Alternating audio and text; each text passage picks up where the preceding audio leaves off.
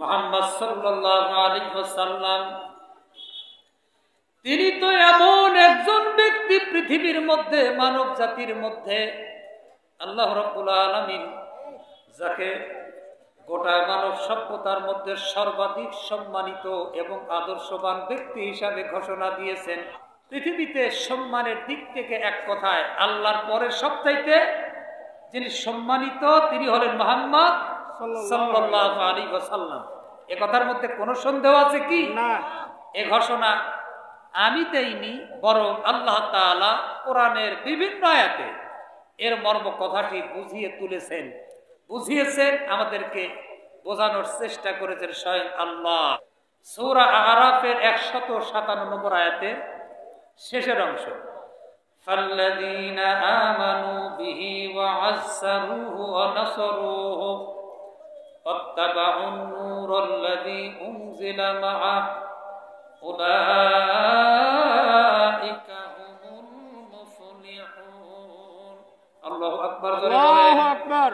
আমার ভাইরা, আয়াতটা যদিও আহলে হাদিসদের, আহলে কিতাবদের সম্পর্কে রব্বুল আলামিন নাজিল করেছেন, এর হুকুম পৃথিবী পরিব্যাপ্ত অর্থাৎ কিয়ামত পর্যন্তের হুকুম বলবৎ থাকবে। আহলে কিতাবদের অর্থাৎ ইহুদ এবং খ্রিস্টানদের উপলক্ষে এই আয়াত নাজিল হলে এর হুকুম কিয়ামত পর্যন্ত পৃথিবীর সমস্ত মানুষদের জন্য প্রযোজ্য। সুবহানাল্লাহ। সুবহানাল্লাহ। কেন নয়? আল্লাহর হুকুম নির্দিষ্ট কোনো কওম, কোনো জাতির জন্য, নির্দিষ্ট সময়ের জন্য নয়। কোরআনুল কারীম পৃথিবীর মধ্যে এমন এক বিস্ময়কর কিতাব যেটার পরে আর কোনো কিতাব আসবে না।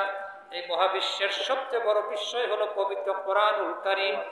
আর কোনো নবীও পৃথিবীতে আসবে না, নতুন করে কোনো বিধান আল্লাহ তাআলা আর নাজিল করবেন। আহলে কিতাবদের সম্পর্কে আয়াত নাজিল হলেও এর হুকুম কিয়ামত পর্যন্ত সকল মানুষদের জন্য প্রযোজ্য।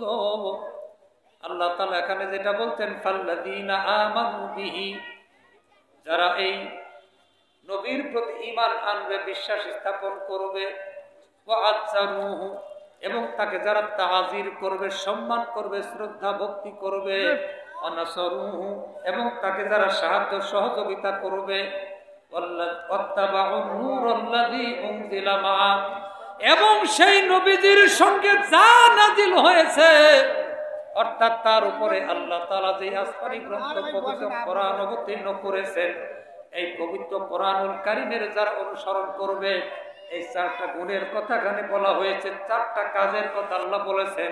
এই চারটা কাজ যারা করবে তাদের সম্পর্কে রব্বুল আলামিন বলছেন, উলাইকা হুমুল মুফলিহুন, পৃথিবীর মধ্যে এরাই হলো সফল কাম, এরাই হলো নাজাত প্রাপ্ত। সুবহানাল্লাহ করে বলেন। সুবহানাল্লাহ। এই চারটা গুণ যাদের মাঝে থাকবে তারা হলো পৃথিবীতে সফল কাম, এরাই হলো নাজাত প্রাপ্ত। এখন এই আয়াতের মধ্যে আল্লাহ তাআলা ওয়া আযযারুহু শব্দটি ব্যবহার করেছেন। আব্দুল্লাহ ইবনে আব্বাস রাদিয়াল্লাহু তাআলা আনহু আযযারুহু এই শব্দের ব্যাখ্যায় বলেছেন, তাযীর থেকে যে শব্দটি এসেছে এর অর্থ হলো সম্মান, ভক্তি, অতি উঁচু মানের সম্মান। অর্থাৎ এত উঁচু যেটা বোঝাইতে গিয়ে আল্লাহর পরের সবচেয়ে সম্মান এবং শ্রদ্ধা বোঝানোর জন্য এই তাযীর শব্দটা আল্লাহ তাআলা মুহাম্মদ সাল্লাল্লাহু আলাইহি ওয়াসাল্লাম সম্পর্কে উল্লেখ করেছেন। এখান থেকে এতটুকু অন্তত আমরা বলি যে আল্লাহর পরে পৃথিবীতে সম্মানের দিক থেকে মুহাম্মদ সাল্লাল্লাহু আলাইহি ওয়াসাল্লামের চাইতে সম্মানিত ব্যক্তি পৃথিবীতে কোনোদিন আসে নাই এবং কিয়ামত পর্যন্ত কোনোদিন আসবেও না। জোরে বলেন না সুবহানাল্লাহ। সম্মানিত ভাইরা, এটা তো গেল সম্মানের কথা। এর উপরে রব্বুল আলামিন সেই নবীর সম্পর্কে বলছেন, তার চরিত্রের ব্যাপারে, ওয়া ইন্নাকা লাআলা খুলুকিন আযীম, নবী হে আপনি মহান চরিত্রের অধিকারী, পুত পবিত্র চরিত্রের অধিকারী। আল্লাহ তাআলা স্বয়ং এই নবীজির চরিত্রের সার্টিফিকেট দিয়েছেন। পৃথিবীতে লক্ষ বা লক্ষাধিক কম বেশি নবী, অসংখ্য নবী এবং রাসূলেরা পৃথিবীতে আবির্ভূত হয়েছিলেন এবং কোরআনুল কারীমে স্বয়ং আল্লাহ তাআলা প্রতিজন নবীর নাম উল্লেখ করেছেন, কিন্তু কোন নবীর ক্ষেত্রে এত সুন্দর করে আল্লাহ তাআলা চরিত্রের ব্যাপারে অন্তত সার্টিফিকেট প্রদান করেন না, ঠিক না? কোন নবীর ব্যাপারে চরিত্রের সার্টিফিকেট স্বয়ং আল্লাহ তাআলা এভাবে দেন নাই। যদিও পৃথিবীতে প্রত্যেক নবীরাই মাসুম, তাদের জীবনে কোনো গুনাহ নাই। সুবহানাল্লাহ বলবেন না? নবীদের জীবনে কোনো গুনাহ আছে কি? কোনো গুনাহ নাই। তথাপিও কোন নবীর ব্যাপারে আল্লাহ তাআলা এভাবে সার্টিফিকেট কোরআনে উল্লেখ করেন নাই। এই নবী সম্পর্কে মুহাম্মদ সাল্লাল্লাহু আলাইহি ওয়াসাল্লাম যার উপরে কোরআন আল্লাহ নাজিল করেছেন, তার সম্পর্কে আল্লাহ বলছেন, আপনি হলেন মহান চরিত্রের অধিকারী, পূত পবিত্র চরিত্রের অধিকারী আপনি। আযীম শব্দটি ইসমে ফাইল মুবালাগার সিগা। ইসমে ফাইল মুবালাগা যেটা সংখ্যাধিক্যের ক্ষেত্রে ব্যবহৃত হয়, অর্থাৎ সংখ্যা কি আমরা যারা শিক্ষিত তারা জানি। সংখ্যা কি? পৃথিবীতে যতটা গণনা করা যায়, যতটা গণনা করা যায়, পৃথিবীর কম্পিউটার বলেন আর যা আছে গণনার যন্ত্র, এই সব যতটা গণনা করতে পারে যতদূর সম্ভব, এটা হলো সংখ্যা। এরও অধিক যেটা, তাকে বলা হয় সংখ্যা ধিক্য, অর্থাৎ সংখ্যারও অধিক।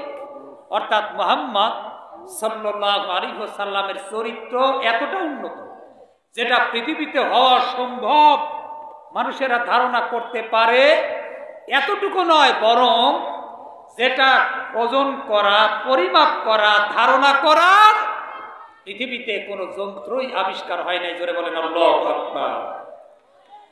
এতটা মহান চরিত্রের অধিকারী মুহাম্মদ সাল্লাল্লাহু আলাইহি ওয়াসাল্লাম। এবং চরিত্রের দিক থেকে পৃথিবীর মধ্যে সবচেয়ে সুন্দর এবং আদর্শবান উত্তম চরিত্রের অধিকারী যেই ব্যক্তি, আল্লাহ যার সম্পর্কে বলেছেন ইন্নাকা লাআলা খুলুকিন আযীম, স্বয়ং তার চরিত্রের ব্যাপারে আল্লাহ সার্টিফিকেট দিয়েছেন।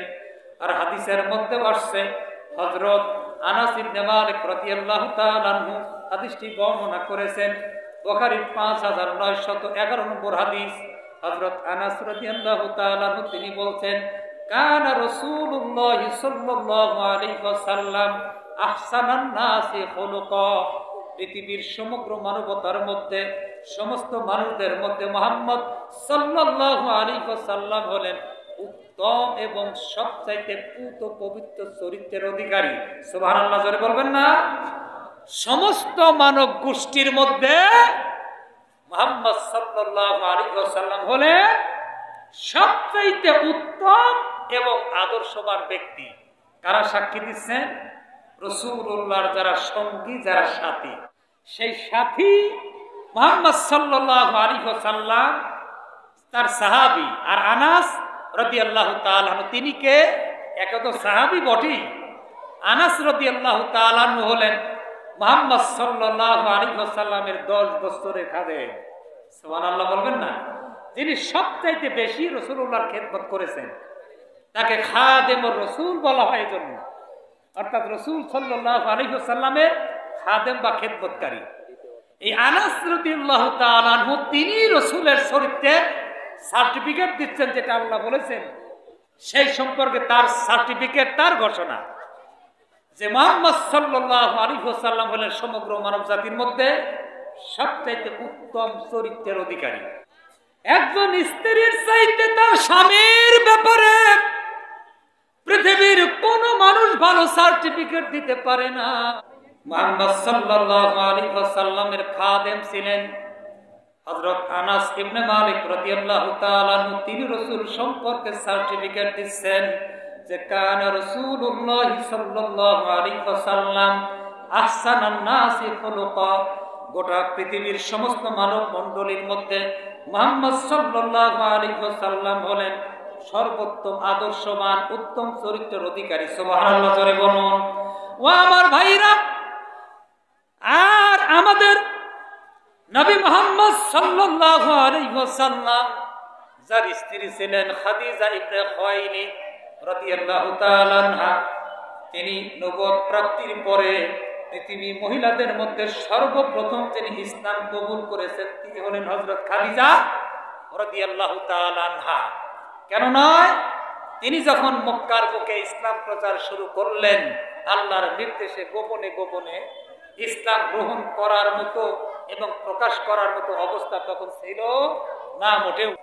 এই দুর্বিষহ অবস্থার মধ্যে, কঠিন পরিস্থিতির মধ্যে মুহাম্মদ সাল্লাল্লাহু আলাইহি ওয়াসাল্লাম যখন 610 খ্রিস্টাব্দে হেরা গুহায় তার উপরে প্রথম ওহী নাযিল হলো, তিনি আসলেন ওহীপ্রাপ্ত হয়ে। তিনি স্ত্রী হয়ে রসুলের চরিত্র এবং আদর্শ দেখেই সর্বপ্রথম মহিলাদের মধ্যে, পৃথিবীর মধ্যে খাদিজা রাদিয়াল্লাহু তাআলা আনহা তিনি ইসলাম কবুল করে মুসলমান হন। সুবহানাল্লাহ, জোরে বলবেন না?